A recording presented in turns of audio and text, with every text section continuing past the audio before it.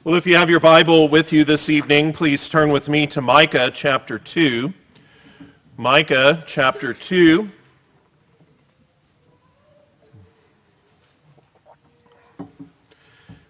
We'll be concluding the chapter here tonight as we consider verses 6 through 13. 6 through 13.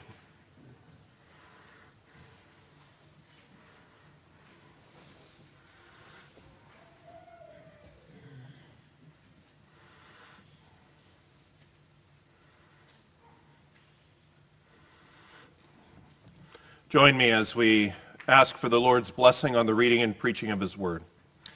Our gracious God and Heavenly Father, as we come to your word in Micah, we do pray that you would bless your people and open our hearts to receive it.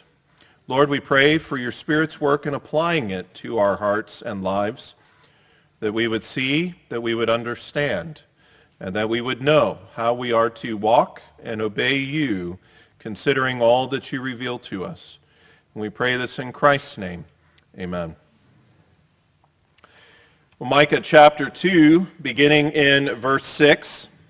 Hear now the very word of God, written for you and for me today. Do not prattle, you say to those who prophesy, so they shall not prophesy to you.